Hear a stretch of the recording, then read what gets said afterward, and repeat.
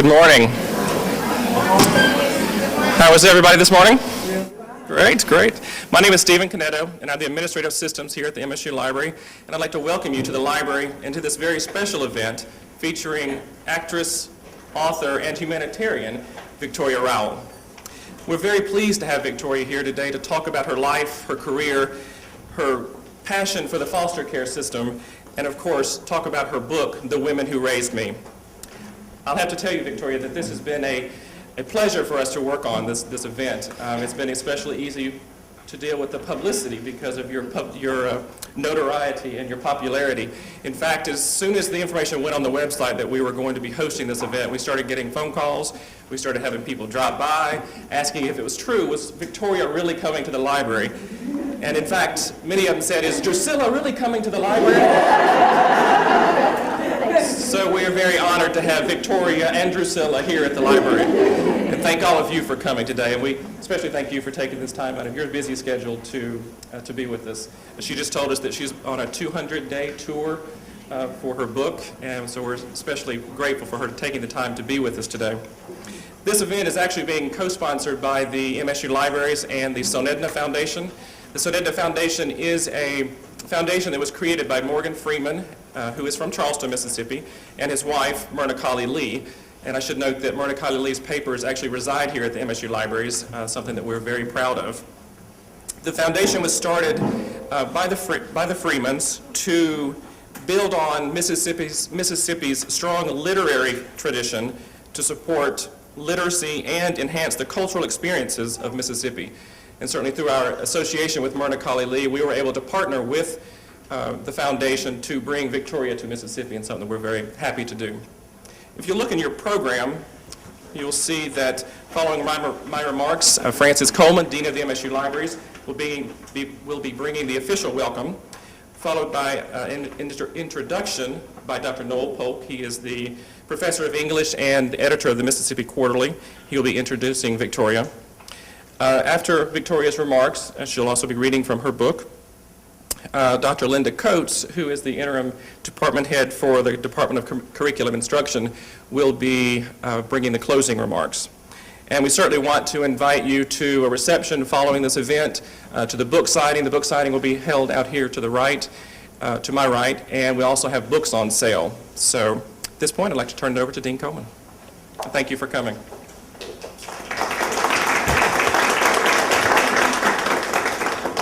Thank you, Stephen. Dr. Polk and I was just saying that you were saying all the things that we were going to say.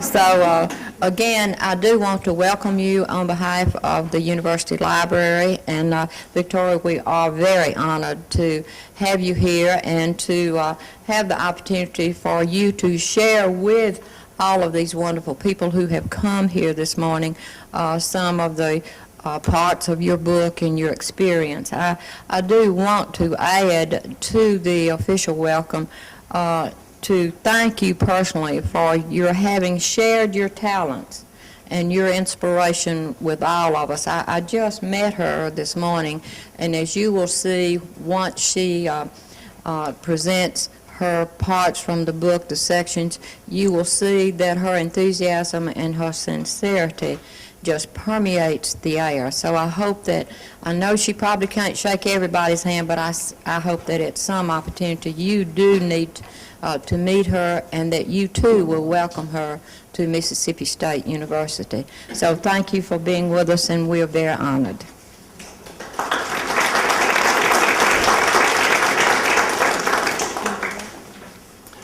I'm often asked to do curious things, but I'm seldom asked to introduce somebody who literally needs no introduction. I'm really honored to have been asked to introduce our speaker today, though I'm confident, as I said, that for this audience, at any rate, she literally needs no introduction, especially after Mr. Canetta and Dean Coleman have already introduced her, though we will do our manners and introduce you anyway. Victoria Rowell is a Renaissance woman if there ever was one. She has distinguished herself in so many ways that even I blush to mention them for fear you simply won't believe me. At the age of 8, she received a Ford Foundation scholarship. The age of 8. I've been trying to get one for 50 years. a scholarship to the Cambridge School of Ballet, and 8 years later was dancing with the American Ballet Theater. After that, she danced professionally with many companies, including the Ballet Hispanico of New York, the Twyla Tharp Workshop, and the Juilliard School of Music Dance Extension Program. She taught for a while before becoming a model, and then moved into acting and entered into a career on television and in the movies that has seen her playing opposite Bill Cosby, Dick Van Dyke, Will Smith, Eddie Murphy, and Samuel L. Jackson, among others. For some time now, she has been the major attraction on CBS's highest-rated daytime drama, The Young and the Restless, for which she has also written numerous scripts. She's won numerous awards, including 11 NAACP Image Awards, and she's involved in numerous charities.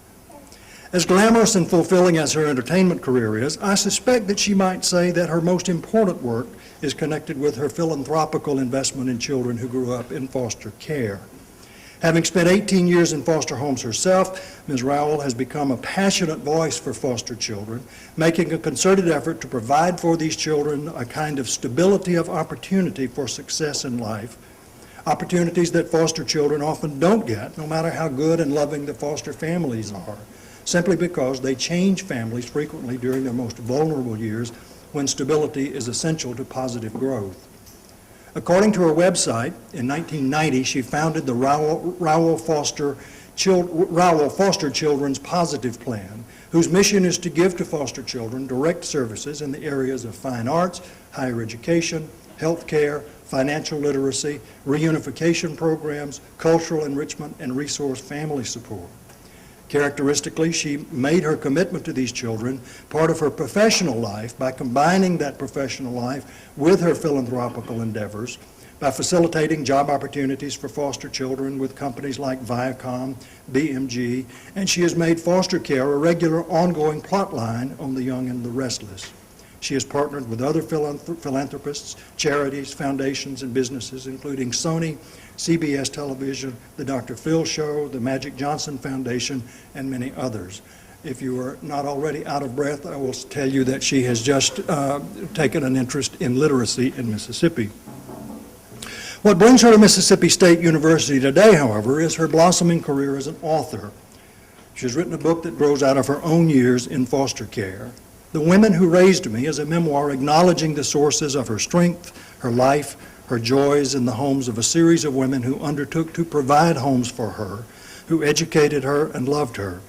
I need only quote the first paragraph to give you some sense of the quality of the writing. What comes first, she writes, before conscious memory, before recorded images, and before the oral accounts that later helped me understand what happened during my first 2.5 years of life, is a melody.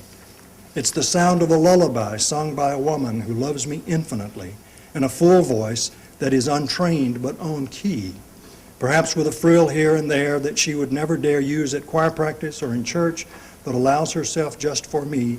The melody is accompanied in my primal senses by the sensation of motion as I am held to her bosom and rocked. What a lovely way to start life, with a melody. Her life has been a melody. We've always had many reasons to admire Ms. Rowell, her distinguished career on stage and screen, the joy she has brought into our homes, her decision to do good in the world. Now she gives us another, as a writer of elegant prose that's perfectly attuned to the message of her life. I'm very happy to introduce to you Victoria Rowell. Please join me in welcoming her.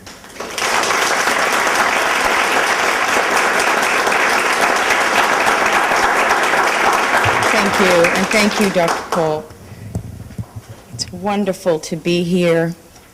I wish to extend thanks to Mr. Canetto, Francis Coleman, Dr. Polk, Linda Coates. Thank you so much for this invitation, and thank you, everyone here at MSU.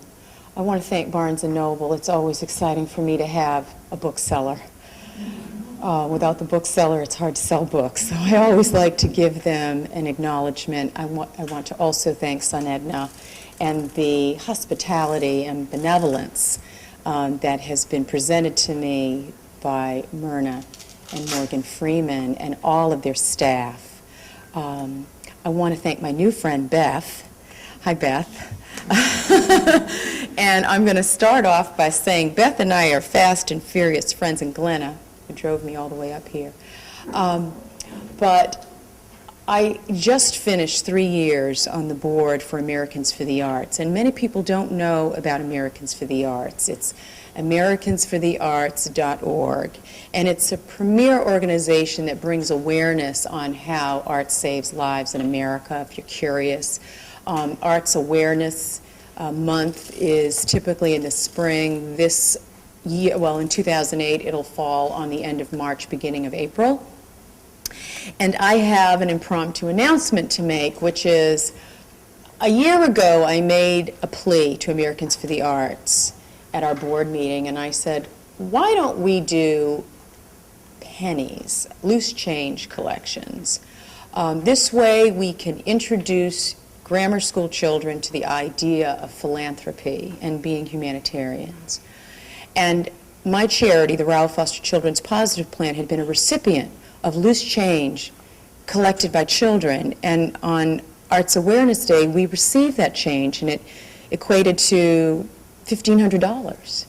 And so I was able to offer scholarship to youth who otherwise could not study piano or study dance. And then I had the youth come in and demonstrate, and the children went to a very exclusive academy, and they were wowed by where their pennies and their loose change went. I always am struck by the idea that children toss pennies. I will never allow ego to stop me from picking up a heads-up penny. Has to be heads up. But I would like to launch loose change, change for change, here at Mississippi State. And I want to do it in a very grassroots fashion. So there is a shoebox at my signing table, and Beth helped me put together a sign. Thank you, Beth. And SonEdna has said they just will embrace this idea.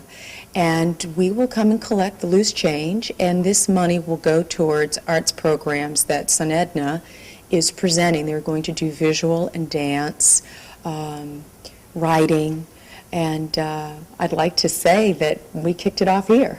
So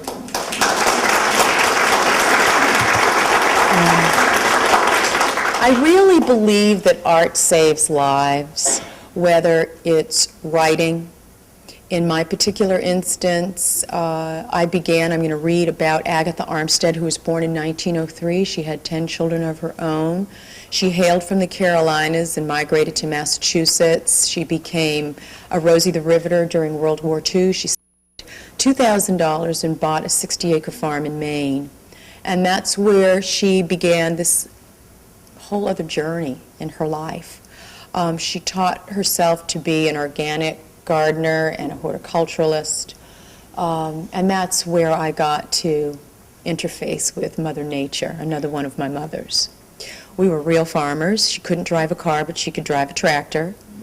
It was where I learned how to raise animals and wrap pipes and electric cord. We were self-sufficient, we canned, and a lot of people are struck by that in Hollywood, that I'm really a farmer. But it is essentially that fundamental lifestyle that I had, that I carry with me every day. It is what has sustained me throughout my life. If you can farm, you can do just about anything in life. You learn to be very self-sufficient. Agatha noticed that I had a propensity for dance, creative movement. Now, where she exposed me to what few shows were on television, certainly what we could receive in rural Maine. I mean, our idea of an antenna included tin foil, rabbit ears, however you could get some type of reception. But whenever something theatrical or dramatic came on television, she would get me out of bed to see it, whether it was Leontine Price or Joan Sutherland in the opera field, or whether it was the June Taylor Dancers. Many of you are too young to know who they are. Go look it up. Ed Sullivan. But she would expose me to anything that had to do with theater, even Moms Mabley or Carol Burnett or whatever she could. Anyway, she noticed that I had this flair for dance and, moreover, classical music. But Agatha had 33 1/3 and 78s, like Patti Page and music and big band music. So one wasn't quite understanding where this passion was coming from. What she did do was ask me how I was creating holes in my sneakers, at the tops of my sneakers. And she said, show me. So I showed her. In the barn, I was leaning up against an old organ and just hoisting my weight up against it to stand on point. And she was more amazed than annoyed. She immediately started researching ballet, and she found in a book the rudimentary steps of classical ballet, which are essentially 6 positions that, are something like this. First, second, third, fourth, fifth, and sixth. And so the arms are also in accompaniment to the positions. Well, she discovered that there was going to be an audition in Cambridge, Massachusetts, and she employed her son to meet me at the end of a long bus ride, and he drove me to Cambridge. And so when Esther Brooks asked me to show her my study, I showed her. But I moved like the stick figures in the book. So everything moved like this. And she was so amazed. She said, well, how did you learn? Who taught you? And I told her I learned from a book. And then that's how I immediately got the audition, and that's how I kept that scholarship for 8 years, which led to American Ballet Theater. So you see, the power of a book is transformational. That 6 rudimentary steps could lead to American Ballet Theater. But none of this would have been possible if not for the visionary persona that Agatha Armstead had. She was the quintessential mentor because she saw beyond holes in sneakers as being holes in sneakers. She saw it to be so much more than that, and she was spot on. So I had that doorknob that I used to hold on to practice those steps mounted, and I have it in my living room. That farmhouse was torched many years after she sold the farm, but a friend of mine went into that dilapidated farmhouse and took the door off the hinges and had the doorknob mounted. I encourage youth, even when I was speaking to children in Charleston, and we had I think we had 2 groups of high school students in addition to Charleston High. I encourage them to hold on to everything that they own, because we all have an inheritance. Mine happens to be a community inheritance. Typically, foster children aren't left in the will. So I felt it was imperative that I hold on to everything that was given to me, because everything held energy, everything was important. I started a library because Agatha had a library. It was very, makeshift. I'm going to read about her. But I was encouraged to go into Goodwill and sift through when Goodwill used to be really Goodwill, and you could sift through mounds of things, and to Salvation Army and old bookstores. In fact, I drove myself out to Gardena yesterday and found an old book. But I built a library. In writing this book, I used my 1967 Funk and Wagnalls dictionary. I used a lot of old books and reference books. So I encourage youth who don't come from wealth or advantage to look at where we are. We're in America. You can get books for free in America. You can get books for 10 cents at a garage sale if you don't let ego get in the way. And I built a tremendous library, and some books are of great value. I didn't know when I was buying them at the time, but I since have done the research, and some of the books are, they're valuable to me anyway. But that being said, as we're in this illustrious John Grisham library, I'm going to read to you about Agatha. And those who wish to follow along, I'm going to take it from, I'm not going to stand in front of the lectern. I'm going to take it from page 71. Oh, and yes, by the way, Drusilla did slip off the cliff. This is and, you know, we can talk all about that during the Q&A section, okay? Yes, Q&A, we can talk all about Malcolm and everything. Okay. Page 17. With Star Trek over and the picture tube now reduced to a white dot, Ma reminded us that it was time to return to Earth. Let's say prayers on our rusty knees, heads bowed, fingers interlocked, lips moving quietly, reciting words I didn't understand, giving them my own pronunciation. I continued praying the way Agatha taught me to pray, even for those who mean you harm. On those Sundays when weather prevented us from getting to church, we participated at home from our living room, watching Mass on our RCA. I did my best to reenact receiving communion, even if we didn't have the actual Eucharist. And though Agatha was not exactly crazy about my theatrical display, she didn't find it to be blasphemous, so didn't say anything as I took reverent steps up to the television screen, knelt before it, stuck out my tongue to receive the imaginary wafer, and blessed myself before moving back to my chair. Before we went to bed that night, Ma would have the last word, completing the service with a glass of Manischewitz wine. Ma's room was always a haven where all things fearful or confusing were banished. During a time when I slept with Ma, I jumped into bed first. Here there were cures and potions, clarity and history. There were trinkets, beads, pill bottles, or jars of Pond's cold cream, skin lotions, face powder, fabulous and expensive wigs on stands and forms, all in that compact New England sleeping space. On the rare occasion where I wasn't feeling well, there was always a jar of Vicks Vapor Rub at the ready. The cure-all that Agatha would rub on my chest, then give me a teaspoon of to ingest, saying, "This'll kill that old cold in me too," I thought. But I never said anything and just swallowed. Does anyone know what I'm talking about? I could feel the blob of heat making its way down like a slow ball of fire. One night I had questions and not enough answers. As I lay there in Ma's bed, I still wondered who those black people were I had seen in my town the week before. How did they find our little enclave? Weren't we the only black people in Maine? I stared at them the way locals stared at me all the time. I guess I was just so shocked to see other people who weren't Agatha's relatives but looked like me. Then there was some other confusion. Where did the Rowell name come from? What did foster mean? Many times Mom was asked if we were related, and she always wanted to guess that he was my foster daughter.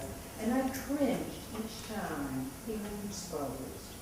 The church lady asking on that day said, "Well, she looks just like you anyway," and awkwardly walked off. I didn't believe the lady who had just come out of Sunday service any more than she believed herself. Can I just be Agatha's daughter? All such thoughts dimmed when Ma entered the room on the night in question, lighting it with her presence as she looked down to see that I had laid out her rosary beads and her orange polyester pajamas. "Thank you, Vicky," she said, being pleased at this small courtesy, just as she resented me. Sometimes by the time Agatha had begun to prepare for bed, I had fallen asleep, or at least closed my eyes to give her privacy. But this night I wasn't tired. I found myself mesmerized by the blue ruffle that ran in a rectangle and hung above the bed, and a dreamy canopy, which Agatha had attached to the ceiling with evenly spaced red thumbtacks. It wasn't hard to visualize the four mahogany bedposters holding up the ruffle, or so I imagined. That was Ma's vision all along. Illusion, magic.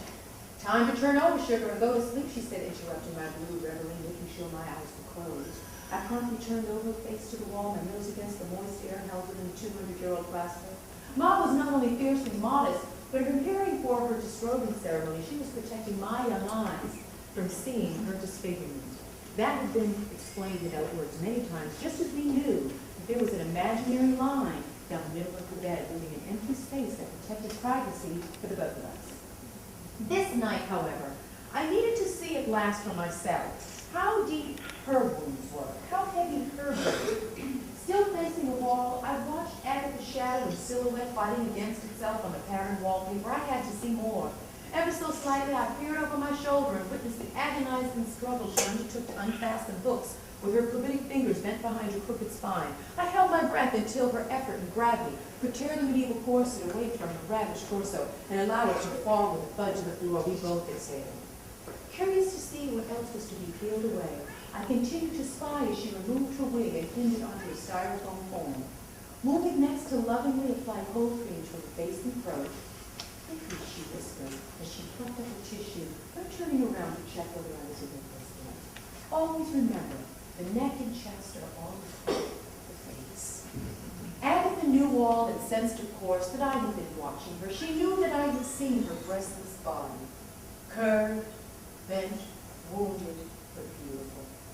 She knew that I had seen her without her wig, two thin threads beneath the artificial hair. How they frozen. How did she channel away the pain, past, present, every day? What was her secret? Later I would find out. After winding her waistcloth and popping the rotary, Agatha pinched out the last bits of light. It instantaneously left us in complete blackness. In the time that the cricket sang his first notes, crucifixes, statuettes, rosary beads, and clocks were illuminated and shouts were slow. The creation of this light, I believe, had to be Agatha's private miracle. I joined her in reciting the rosary, not understanding why she prayed for redemption. Or maybe I knew that she was as close to God as any human could be, and that through her I was with God too. I was still trying to figure out who God was and what God meant. But Agatha seemed to sum it all up for me, just lying there breathing with her plastic beads between her fingers. This was my fortress, and she was my belonging. And through Agatha, I had been given a foundation that provided guidelines for what mattered: merit, study, hard work, investment in property and people, humility, silent meditation, laughter, and music. And that's a snapshot of Agatha Armstead. I believe at this juncture what I'd love to do is open the room up to any and all questions, and I'll try to answer.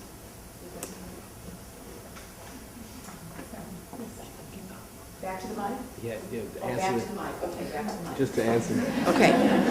Okay. So, do we have any questions? How many foster homes were you in? I was in 5 homes. It was an unusual journey because each home took the responsibility of passing the baton so that I could study ballet. And the journey really was about getting me to the next home to facilitate the scholarship. So, yes, I was in foster care, but the foster care piece really was, I'm not saying it was superfluous to the journey. It was just that was a part of my circumstance, but the people that committed themselves were really looking at a successful outcome. And so they became mentors more than they did foster people. They were real mentors. But there were five families. And that included the social workers, and that included the ballet teachers, and it was true wraparound community village service. You know, the ballet teacher was the one that said, "I've got to get Vicky carfare." So it was really an effort. Oh, please ask questions. Yes. Have you always been a writer? How did you come to your memoir? Have I always been a writer? I guess I have. I started writing with pictures, and that's been documented as early as 4 years old. And in fact, Esther Bird Dolliver's grandson now works for me. But Esther Bird Dolliver came to the farm because her husband had grown up on that dairy farm. And when she left, just either instinctually or impulsively or both, she really didn't want to go on that Sunday drive at all. And when she was leaving, there was a pull, and I drew 4 pictures on a piece of paper and gave it to her and told her I loved her. And she was so struck. She was a published poetess, and she wrote a poem and had it published, and that's in my book. And I remained in touch with her. We were separated for a long while, but we found each other again. And I guess that was the beginning of my writing. And then all of the women encouraged me to correspond. And they all wrote vividly to me. That's how we remained in touch, and encouraged me to write. And so I have an ephemera of over 500 letters, which was a concept of mine for my next book, but I've decided that whether the children's book gets published first or another idea I have in companionship to The Women Who Raised Me, it's called A Perfectly Imperfect Inheritance, which will include correspondence but also still photography of things that I was given, whether it was a lock of hair of one foster mother at the time of her death, or a piece of chipped early American crystal, or I saved everything. So, anyone else? Yes. Oh, hi. You have a lovely speaking voice. Thank you. I was wondering if you've done Shakespeare. You sound like it would be very good. I'm so flattered. And other goals for your acting. Well, first of all, thank you. I am halfway through my audiobook. It was very important for me. I had to work at getting my audio rights, but I did get them successfully, and I believe that there's room on the shelf for the audiobook.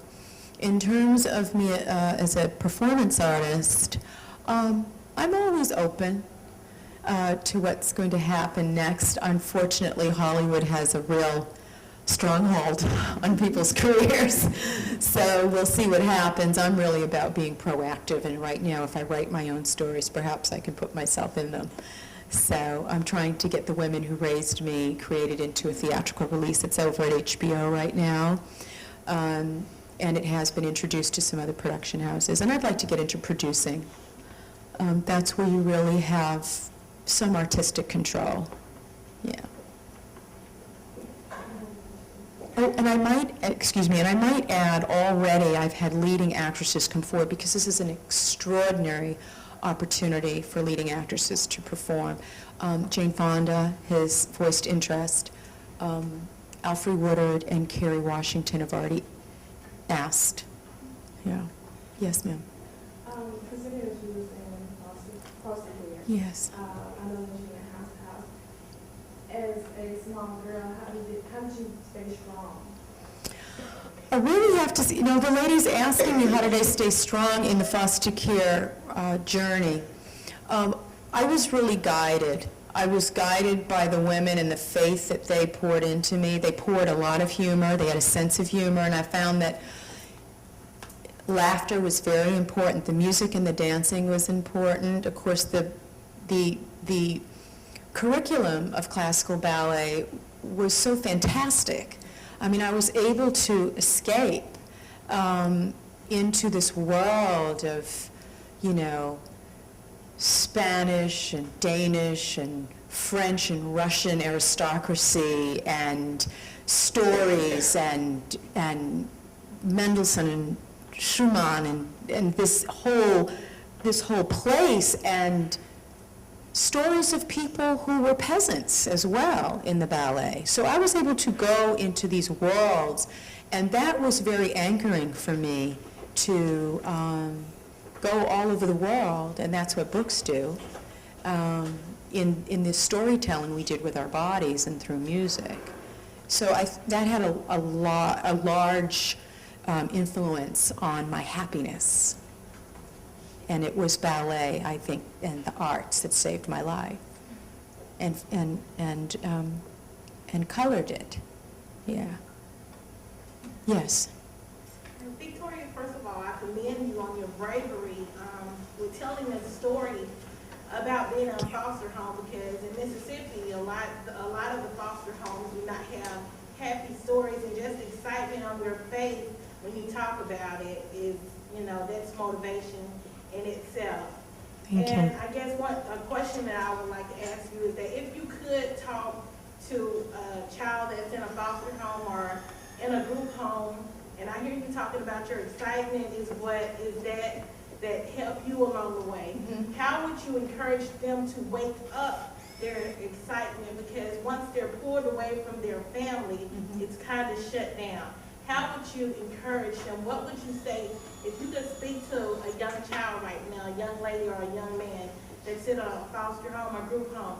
What would you tell them to encourage them to wake up that excitement inside them and Sure. look forward to Well, what they have to I appreciate the question, the opportunity to answer it. All children are born with gifts. We all are born with gifts, and no one better describes the gifts than the author of The Alchemist. I believe that we are, every day it gets chipped at.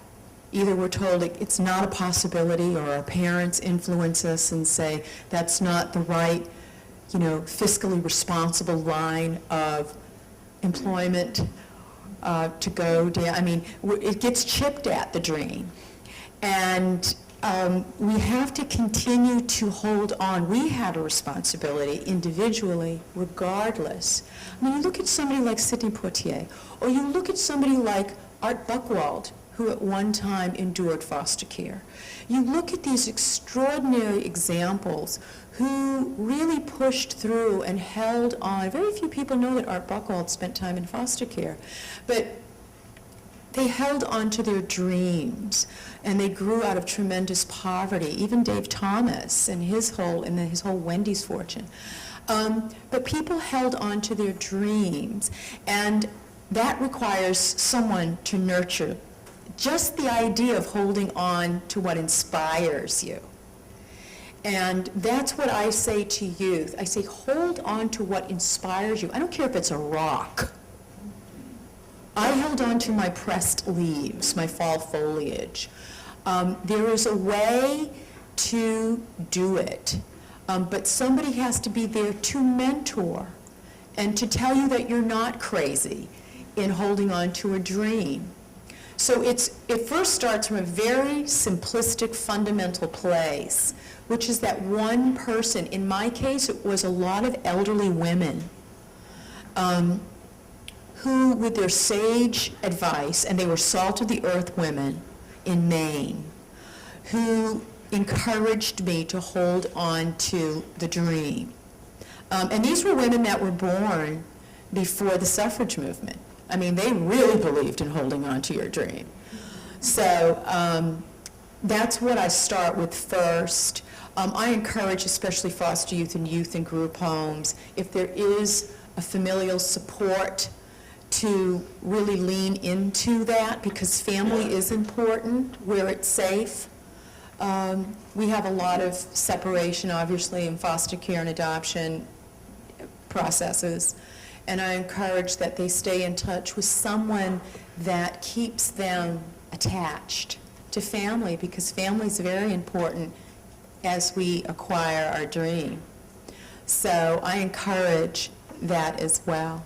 There are many things that I do discuss when I talk to foster and adopted youth, and they ask me to, I shared a lot of my story with the youth in the room. I don't like to out anyone. I don't ask anyone if they're foster care, because then with that comes the ask of why are you in foster care? And then with that comes telling your story, and not everyone wants to remember their story. So I don't ask them to reveal themselves, but yesterday there were a tremendous amount of youth that asked me very sensitive and invasive questions, and it was very revealing to me that they were speaking on behalf of themselves. And the teachers, the faculty were amazed at the questions they were asking me, but they felt comfortable. So I encouraged them to stay grounded in what excited them and to do everything, that they had a responsibility to do their part, which is staying in school, reading, and asking questions. What you don't understand, if you don't ask about what you don't know, then you can't learn. I told each student in the room that I don't leave home without a thesaurus and a dictionary. I've always traveled, typically with my ballet slippers, a thesaurus and a dictionary. Dictionaries are free. Certainly you could buy a used one. And oftentimes people prefer to be ignorant than to reveal themselves as not knowing. And I was taught to ask, regardless of how that would appear. And I would rather know than not to know. So they were quite amazed. Yes, ma'am. My husband and I adopted a child that was in foster care for 2 years ago. And I'm just wondering why you were never adopted into a forever family. Sure. The question is, why was I never adopted into a forever family? When I was born, state law dictated that black children could not be raised by European families. And it wasn't only in the state of Maine, it was several states that didn't allow mixed adoptions or fosters. There were 3 salt-of-the-earth women, Laura Sawyer, Bertha Taylor, and Retha Dunn, that broke the law. They went into that Home of the Innocents orphanage that was attached to Mercy Hospital, and the nuns looked the other way, and they took me out of the hospital. And they raised me for 2.5 years, and then government came in and said, you women are breaking the law. They were amazing. And it broke their hearts. They went to the governor. They said, we want to adopt this child. Bertha Taylor actually had me, but her neighbors helped take care of me. Of course, I was removed and they were crushed, and we remained in touch. Long lapses of time came between. But to more pointedly answer the question, up until, I think, the second term of the Clinton administration, a biological parent had the final say in an adoption. You had to find, social services has to find the natural parent and say, may we put your child up for adoption? And if that parent, regardless if they're suffering from mental illness, drug, it didn't matter the circumstance of the natural parent, they had to find one or both. In my case, they knew who my mother was. And every time she said no, and she was mentally unfit. But they had to take what she said as gospel. And so she always said no, because somewhere in the haze, a mother is a mother is a mother. She always believed that she was going to be reunified with her 6 children. We all have different paternity. So it always prevented it, always blocked an adoption. But that has since stopped. Natural parents have between 18 to 23 months to organize their lives, or else they lose their parental rights today.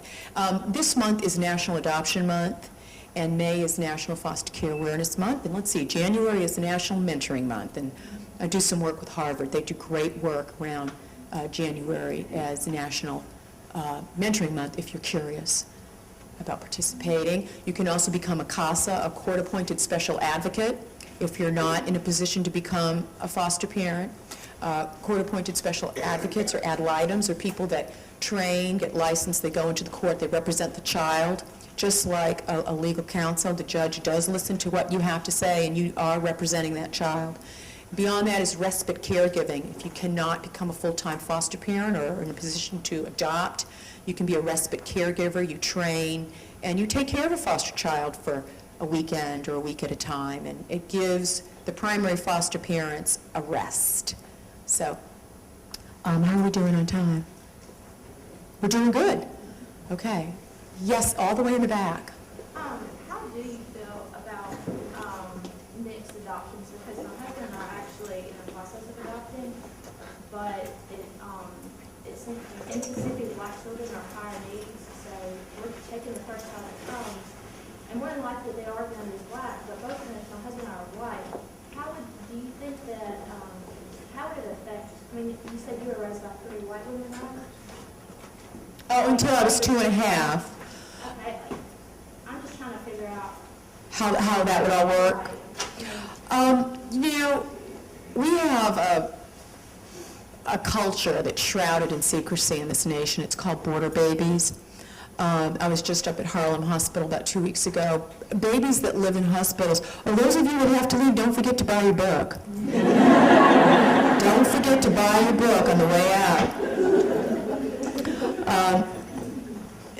So border babies are babies that live in hospitals. Either they're there they're there for a variety of reasons.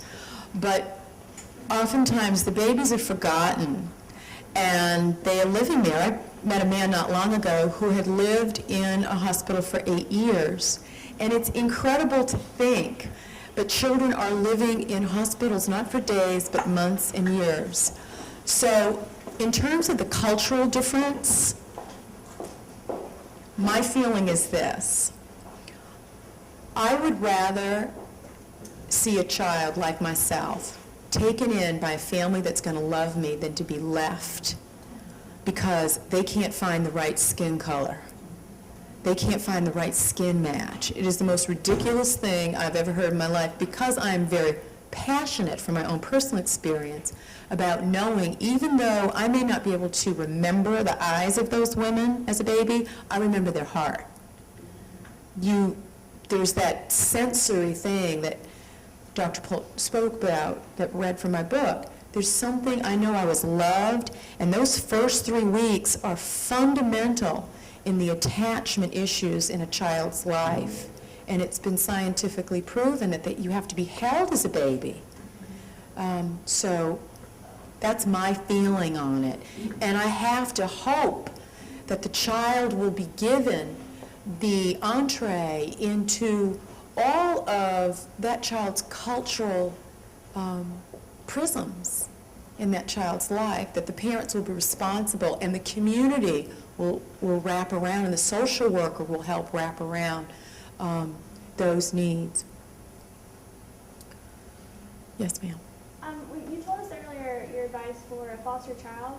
What would be your advice for someone who would like to be a foster parent? Yes, thank you. If you are interested in becoming a foster parent, first you would call your local Department of Children and Family Services or a private agency and call and ask about the various protocols around becoming licensed. I would obviously ask you to call the Annie E. Casey Foundation, Annie, middle initial E, Casey, or Casey Family Services. And they would be happy to give you all of the protocol. There's also the National Coalition on Adoption that would be able to give you, and they're in D.C., would be able to give you all of the particulars. You can be single, you can be married, you don't have to be a Rockefeller. There is obviously a licensing period. And they really ask that you be prepared to step up for a long-term commitment. It sounds simplistic, and the actual ask is simple, but the work isn't. Because the older the youth, the more history the youth brings to the table. A lot of the children have endured a tremendous amount. People lose sight. I mean, foster care gets a bad rap, but people lose sight. Something happened that put children into foster care. So it's all of what happened with their natural parents or parent that caused for social services to be called in the first place. So it requires you to do a lot of soul searching. You're not only sharing your home, but you're sharing your family. Not everyone's going to be excited about you taking in a child. Not everyone is excited about that. Your own spouse, your own parents. I mean, I had a grandparent come to me recently at a book signing for CASA. And she was scared to death. She told me she was scared. She was white. Her son and her daughter-in-law were adopting 2 Ethiopian boys. And I could see the fear in her eyes. But she was so honest with me, and I love that she was honest. And I told her, don't rush herself. Give herself time to absorb. And I told her she would have to take into consideration how her friends might react. And she was concerned about what her friends would think. And I told her all of this was natural. All those feelings were natural and not to block them. Mm-hmm. Yes. 1 or 2 more. I was just curious as to, do you have a relationship with your biological family at this point? Yes. My mother passed away. She and Agatha passed away within 6 months of each other. That was a hard year. I am in touch with 2 of my sisters. In fact, one of my sisters lives with me now. And I'm in touch with one of my brothers. So I did a search when I was an adult in my 20s and brought everyone together. And as I've said many times before, if you're thinking about finding the long lost, just be ready for the door not to be open. Not everyone wants to be found. Not everyone is so gung-ho about digging up the past because it's painful. And, you know, that's something that I certainly have experienced. You have to respect that. Yes, ma'am. Just wanted to really tell you that it's a great book, and Thank I you. really enjoyed the passages that you read in the book. Thank you. I was just kind of curious, maybe it's in the works if you write a children's book that maybe illustrates some of the things that, are wonderful about growing up that way that maybe inspire them. Yes. Thank you for asking. I have turned in my manuscript for the children's book. It's a working title of A Place to Call Home. I am going to change it, I believe. But it is a fictionalized truth of Agatha, I call her Aggie, and little Vicky, who I call Opal. And it's a reverse relationship and circumstance. We're in the city, in an old brownstone, and we have a garden on top of the brownstone. And then she becomes ill and goes into assisted living, and then that puts me into care, and then I go to live with a family that has a farm. And it's that whole, and in terms of illustration, I'm hoping that HarperCollins and I can work on that. But that's after we sell the manuscript. It's with my book agent, and he's turned it over to HarperCollins. So we believe that the book should live together in one house, which would be HarperCollins. In closing, I want to thank you for listening. This book did receive a lovely launch, but in order, I just say this to all the writers in the house, you really have to get behind your intellectual property when you write, whatever it is, poetry, short story, it doesn't matter, fiction, nonfiction. You have to get behind your intellectual property. You have to be willing, and your family has to be willing to support you to get out there on the road. I've done everything from parking lot tents to groups of 20. I've done private book clubs. I just hosted a book club in my house. It's not only the bigger groups, but it's the smaller groups that carry the message of your book. We've sold over 100,000 books in 7 months. We got to number 22. I say we because we all did it together. We got to number 22 in the New York Times. Essence, it's number 4 currently.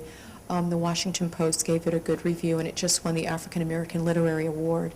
So I want to thank all of you who have the book and all of you who are considering purchasing the book. And with that, I will turn the mic over.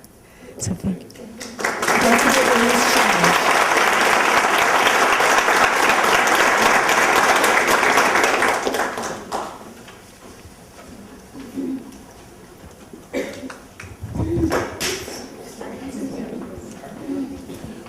One of the most tragic gifts that one can give is insight into one's soul. And this morning, I think that you would agree that, Victoria, you have given us insight into your soul, and thank you very much for doing so.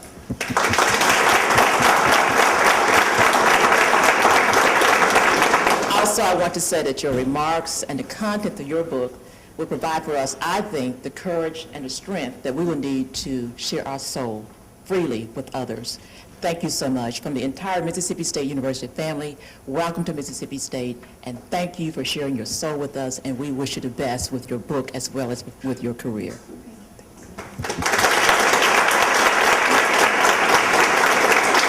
We want to invite each of you to share in a reception with us, with Victoria, as well as in a book signing that will take place outside with Barnes & Noble. Thank you very much for coming.